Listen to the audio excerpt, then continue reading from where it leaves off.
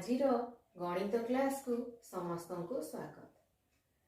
तुम मैंने ताले पिला माने सड़क सुरक्षा विषय रे बहुत किछि जानिलो।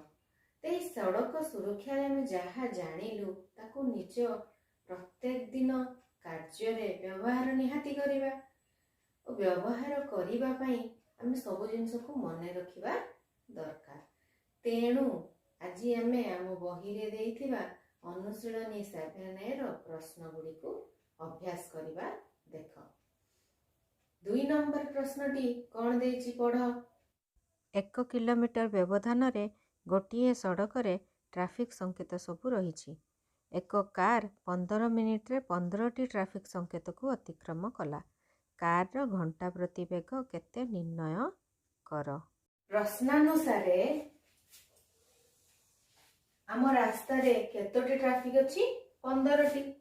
तेणु ये हला प्रथम द्वितीय तृतीय ए प्रकार रे 15टी ट्रैफिक संकेत अछि। ओ कोन कहिछि प्रथम द्वितीय ट्रैफिक संकेत मध्य रे बा समस्त ट्रैफिक संकेत मध्य रे 1 किलोमीटर व्यवधान रहिछि। तेणु एही प्रथम और द्वितीय ट्रैफिक संकेत मध्य रे दूरता केते 1 किलोमीटर। ताले प्रथम और तृतीय मध्य रे दूरता केते 1 किलोमीटर 1 किलोमीटर केते हला। ताले प्रथम और तृतीय मध्य रे 2 किलोमीटर बा आमे कहि परिबा तृतीय ट्रैफिक सिग्नल। तेणु 3 - 1 किलोमीटर कहि हबो। सेही प्रकार रे 15 ट्रैफिक संकेत पहुंचला बेलकू केते किलोमीटर रास्ता कारटी अतिक्रम करिथिबो 1 2 3 एमती हमें गणिबा बा कोन एई प्रकार रे करिबा 15 - 1 किलोमीटर बा 14 किलोमीटर हेबो। तेणु तापर प्रश्न रे पुनी कोन कहिछि एही 15टी ट्रैफिक संकेत अतिक्रम करिबा पई कारटी केते समय नउची 15 मिनिट। तेणु 15 मिनिट रे कारटी 14 किलोमीटर रास्ता अतिक्रम करूची। प्रश्न रे हमको कोन मागिची एही कार रो घंटा प्रति वेग केते निर्णय कर। तेणु आमे 15 मिनिट को 14 किलोमीटर जाउची 1 मिनिट को कारटी केते बाट जीवो कोन करिबा 14 विभक्त 15 किलोमीटर हबो। वर्तमान तेबे घंटे अर्थ केते मिनिट 60 मिनिट। 60 मिनिट को कारटी केते बाट जीवो कारटी 14 विभक्त 15 कोन हबो गुणन 60 समान केते हला तुम जानिछ 15 × 60 14 × केते 56 किलोमीटर। तेबे कारटी केते वेगरे गति करूची 56 किलोमीटर पर आवर।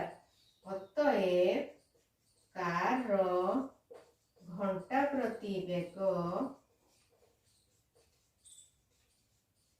56 किलोमीटर अटे।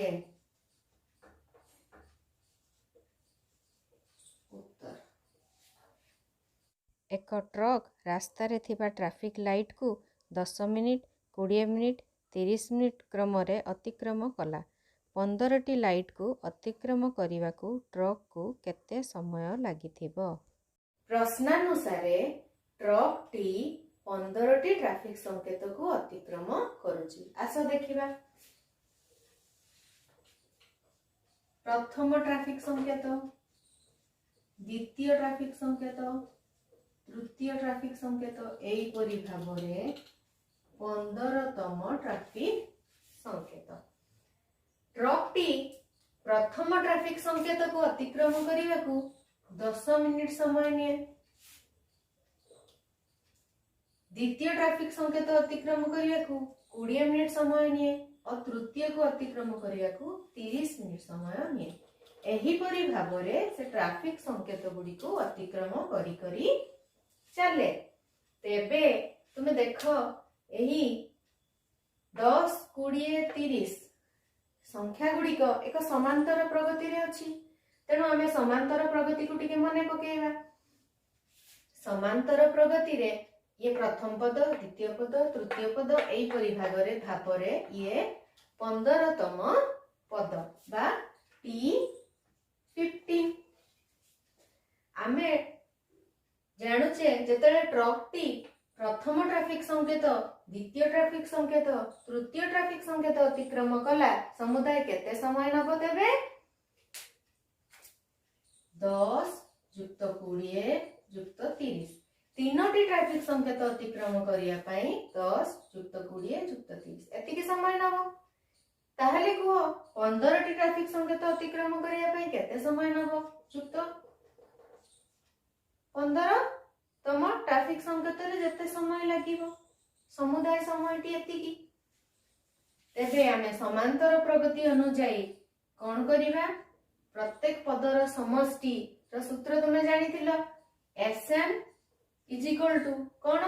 n/2 into 2a plus n minus 1 into d। ଆମେ ଜାଣିଛେ এই ସୂତ୍ରଟି। ତେବେ এই ସମାନ୍ତର ପ୍ରଗତିରେ ତୁମେ ବର୍ତ୍ତମାନ କୁହ a ବା ପ୍ରଥମ ପଦଟି କେତେ? କିଏ? 10। d ବା ସାଧାରଣ ଅନ୍ତର କେତେ? 30 minus 20 ବା 20 minus 10 କେତେ ବାହାରୁଛି? 10। ତେଣୁ ଆମେ ଏଇଟା ଜାଣିଗଲେ। ବର୍ତ୍ତମାନ ସୂତ୍ରରେ ପକେଇବା କଣ? n ର ମୂଲ୍ୟ କେତେ? ଏଇଟା ନା ନାଇଁ? ତେଣୁ 15/2 into 2 into 10 plus 15 minus 1 into 10 କେତେ ହବ? 15/2 into ଏଟା କେତେ ହେଲା? 20 plus ଏଟା କେତେ ହେଲା? 14 ଗୁଣନ 10 କେତେ ହେଲା? 140 ସମାନ 15/2 into ଏଟା କେତେ ହେଲା? 160 ଏଟା କେତେ ହେଲା? ତାହେଲେ 80। ତାହେଲେ 15 ଅଷ୍ଟା କେତେ? 15 ଅଷ୍ଟା କେତେ? କୁହ 120 ଆଉ ଗୋଟେ ଶୂନ। ତାହେଲେ କେତେ ହେଲା? 1200 ମିନିଟ। ବା ଆମେ ଯଦି ମିନିଟ କୁ ଘଣ୍ଟାରେ ପ୍ରକାଶ କରିବା କଣ ହବ? ସମାନ 1200 ବିଭକ୍ତ କେତେ? 60। ତାହେଲେ 6 20 ଘଣ୍ଟା। ଅତଏବ ଟ୍ରକଟି 15ଟି ଟ୍ରାଫିକ ସଂକେତ ଅତିକ୍ରମ କରିବା ପାଇଁ